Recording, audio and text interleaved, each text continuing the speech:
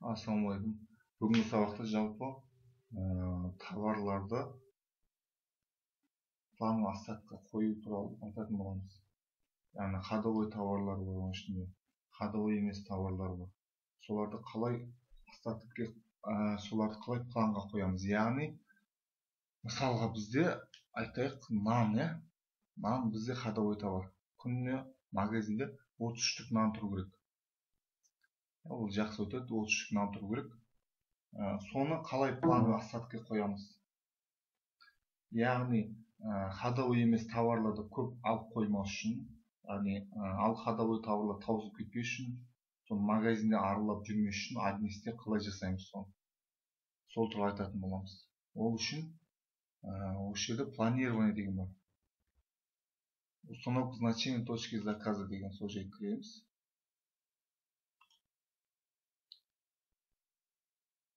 Осы жерден подбор деп жасаймыз. Өзімізге керек товар. Мысалға бізде нан алайық. Нан магазинде 43 штук тұру керек күнделікті. 40 дейміз.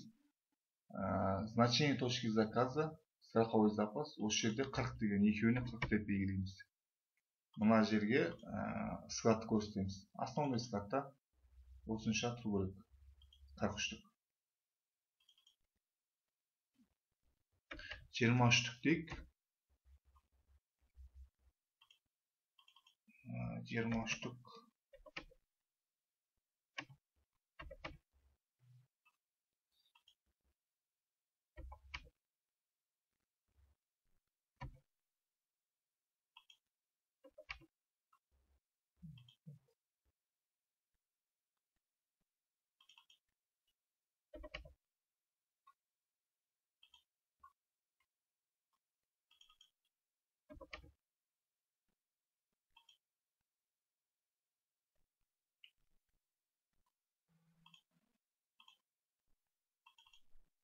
Жиырма штук магазинде тұру керек. Мысалы 20 дейміз. Мына жерге 20. Одан кейін мысалға 25 кг алғым. 5 қап тұру керек. Бесеу қайда? Основной складқа кіргізіп. Келесі. Мысалға 50 кг алғым. 5 основнойда 5 тұру керек. Основнойды көрсетеміз. 5 қап деп көрсетеміз. Ал мұнаны 10 қап дейік. 10 дейік.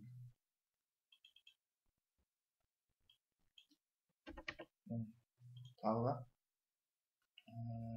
қандай тағы бар. Мысалға галтел 250 деген алар. Бұл бізде ходовой емес. Мысалға да енді 20 штук тұру керек деп есептейік.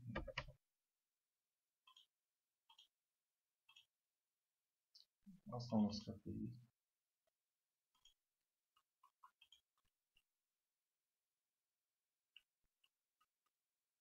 Алма мысалға. Основной складта 80 кг тұру керек. Мына жерге 80 дейміз. Мына основной складты белгілейміз.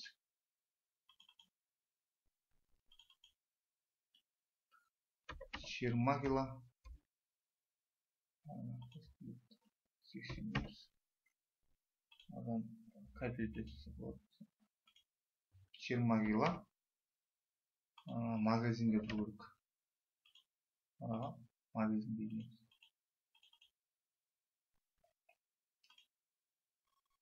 Окей деп осыны бір көрейік енді. Енді біз задание бердік. Осынша, осы товар осынша штуктан немесе килограммнан отыру керек бізде деп. Одан артық алып қоймау керек, мен кем алып қоймау керек. Яғни ходовой емес товарлардың мысалы галтел жабайға, галтелді ходовой емес товар деп алайық. Оны көп алып қоймас үшін бізде соны остаткін планға осы админиске соны не бердік, задание бердік. Енді қай жерден көреміз? Магазинді аралап қанша товар қалды деп қарап жүрмейсіз. Оны бір істеп қойсаңыздар, бұл осы аднестен шығарып алуға болады. Ол үшін мына жерде отчеты дегенге закупки, анализ закупок, анализ точки заказа деген кіреміз. Настройка кіреміз, өзімізге керек настройканы аламыз осы жерден.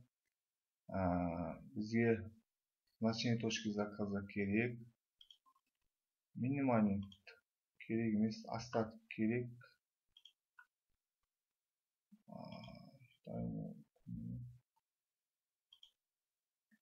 Санат етеміз.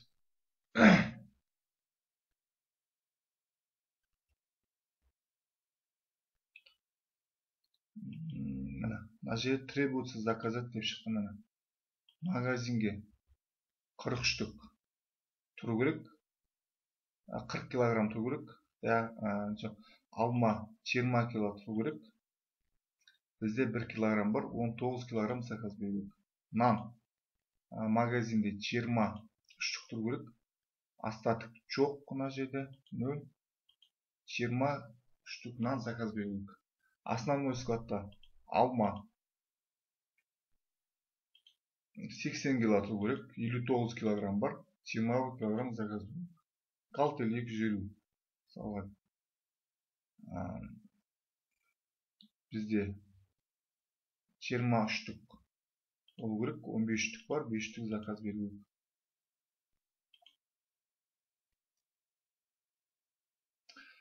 Астат товарларды қайдан көруге болады?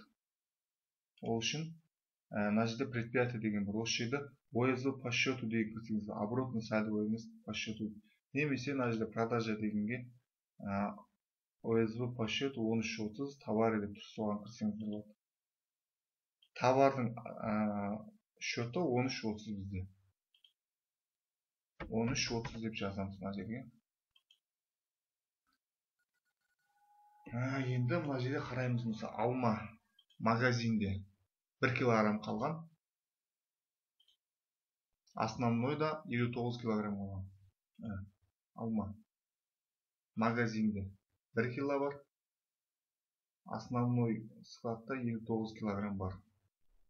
Мынау сальдо на конец периода деген қазіргі бізде данный момент бар товарлар мына жерде.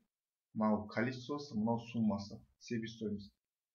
Общее количество, общий суммасы мына товардың ақша жатыр бізде. Мына товардың суммасы жатыр қазір. 2.274 мың теңге товары жатыр қазір. Сол сияқты нан көрейік. Нан магазинде жоқ, яғни 20 штук. Жаңа біз планға не бердік? 20 штук тұру керек деп. Бізде жоқ, 20 штук заказ бердік. Основнойда 40 штук болу керек, бізде 18 штук бар.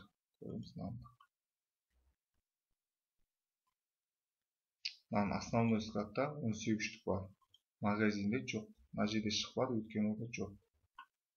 Мына жерде бізде требуется заказать деп тұр, барлық товарлар. Яғни заказ беру керек товарлар. Ал енді заказ бермеу керек болса, ол былай шығады бізде қазір. Мына жерде планирование, анализ точки заказа, осыдан кіреміз. Тағы бір затты көрсетіп жіберейін. Мысалы бізде заказ бермеу керек зат болуы мүмкін.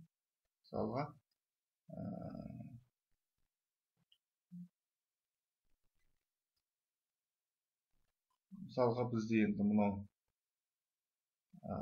галтел 240 деген бізде ходовой емес. Мысалы 40 штук дейік. Осылай үстіне қоса берсеңіздер болады, немесе жаңадан созывать етсеңіздер болады. 40 штук дейік. Мына жерде основной склад белгілейік.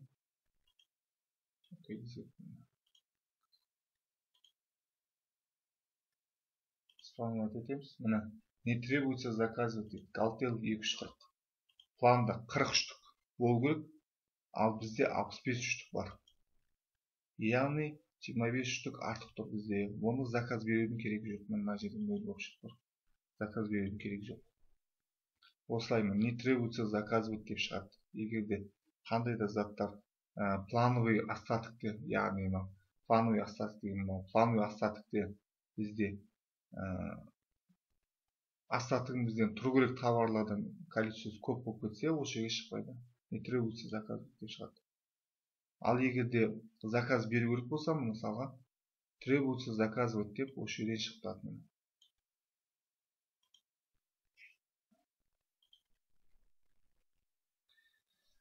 Келес айтатын сабағымыз ол яғни авансты қалай береміз, яғни жұмысшылардың қатарына қалай енгізуге болады, сол туралы айтамын. Ол үшін мына жерде кадр учет деген бар. Прием на работу жасаудың керегі жоқ. Осы жерде физический лица сотрудники басақ, осы жерден добавить дейміз. Яғни жұмысшыны жұмысқа қабылдаймыз. Мына жерге жазамыз мысалға. Енді Арман деге, Арман.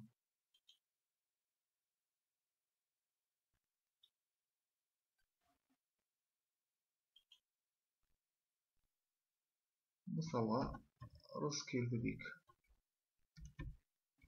Арман Роскелді.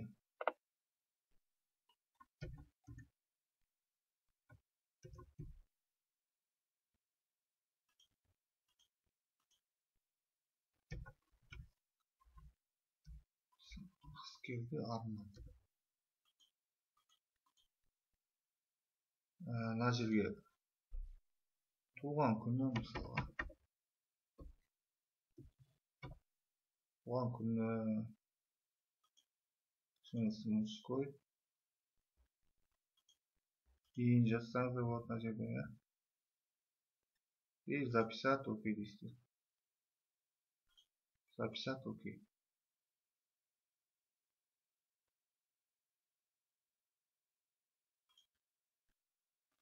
Роскелді Арман. Яғни осыны сотрудникті жұмысшылардың қатарына кіргіздік. Роскелді Арман. Енді оған қалай аванс береміз? Аванс берген кезде қалай көреміз оны? Қай жерден көреміз? Банк кассадан кіреміз. Осы жерде расходный касса ордер деген бар, соған кіреміз. Осы жерден добавить дейміз. Яғни ол аванс алса, қалай оны отнести көрсетеміз. Выплата заработной платы сотруднику дейміз. Окей. Касса. Бізде қай кассадан беріңіз? Основной кассадан өзін, основной кассадан беріңіз. Мысалы, аванс 35.000 теңге. Сотрудник дегенде мына жерге белгілейміз. Роскелді Арман.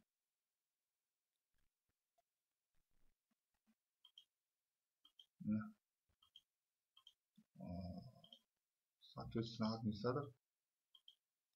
Роскелді Арман. Мына жерге комментарийға жазып қойсаңыздар болады. Комментарийға өздеріңізге егер күні ұмытып бірдеңе маңыздылау нәрсе болса жазып қойсаңыз болады. Ұмытып кетпес үшін. Записать окей дейміз.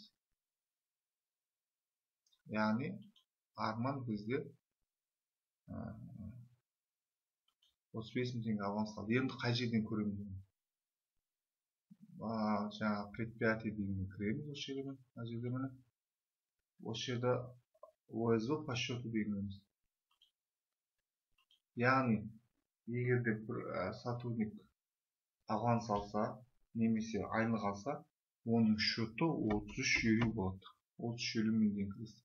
Мына жерге период қоясыздар, қай уақыт керек, қай айды қоясыздар периодта. Соны өтетеміз. Сол кезде міне Роскелді Арман 35.000 теңге алды міне.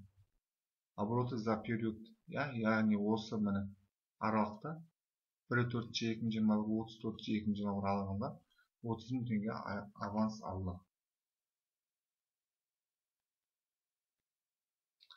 Яғни осы жерге міне қанша алғаны осы жерге шығып тұрады.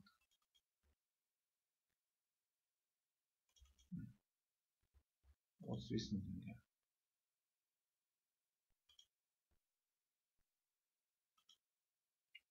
яғни товардың счеты 13.30, остаток товарларды суммасының қанша, обороттың қанша жатқанын білгілеріңіз келсе, оның счеты 13.30 товарлардың. Ал аванс айлық алса, оның счеты 33.50.